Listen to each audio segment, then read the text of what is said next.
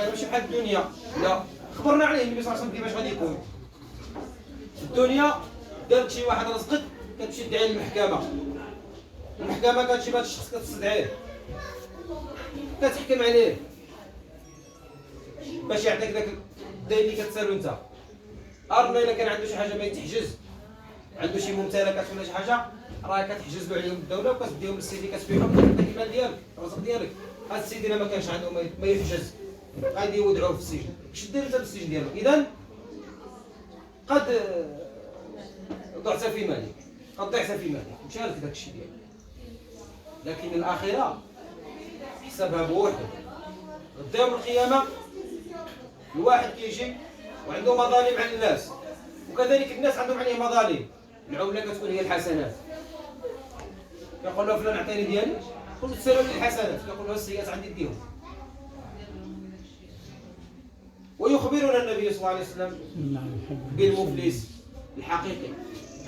كاين المفلس اللي هو نسبي وهذاك الفلاس ديالو نسبي، وكاين المفلس الحقيقي اللي هو الفلاس الحقيقي، وكاين الفلاس المزيف.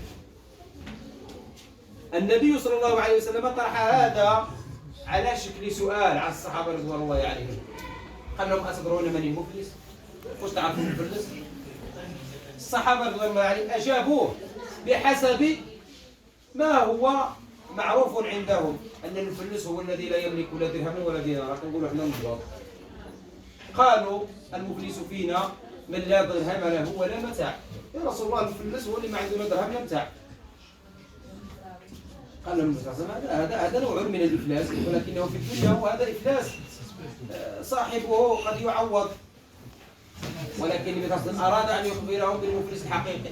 قال المفلس من امتي من جاء يوم القيامه بصلاه وصيام وزكاه وحج، وكما قال صلى الله عليه وسلم لكنه ضرب هذا وشتم هذا واكل مال هذا، فيعطى هذا من حسناته وهذا من حسناته، فان فنيت حسناته أخذ من سيئاتهم فطرحت عليه ثم طرحت منه. نسأل الله العفو والعافية. الله العفو. ردوا البال الإخوان ديالنا. ردوا البال. ردوا البال بزاف بالحقوق ديال العباد. لأن الحقوق الله سبحانه وتعالى رب العالمين كريم وجواد وغفور ورحيم، بينما العبد شحيح.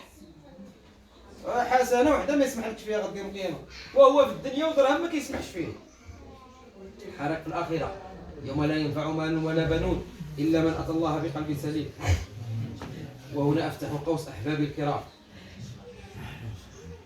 لا افتح قوس، هذه مساله خطيره جدا في المجتمع كاينه وظاهره، ان بعض الناس اللي كيدعيوا الصلاح وكيدعيوا العلم وكيدعيوا الحفظ القرآن ويحرصون على المحافظة على الصلوات في المسجد، لسانهم يفري في الأحياء والأموات فريا.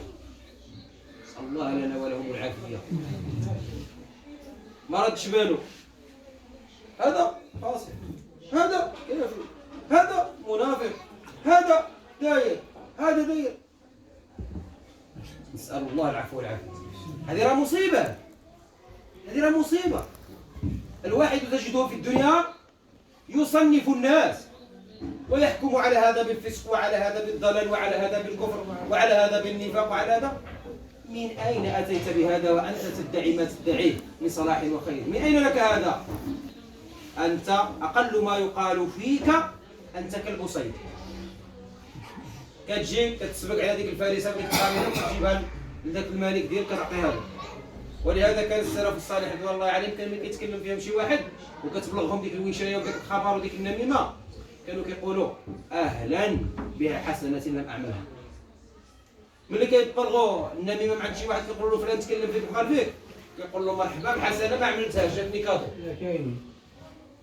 فاش بحالنا حنا كنردوا له 10 صلتنا وحده كنردوا له 10.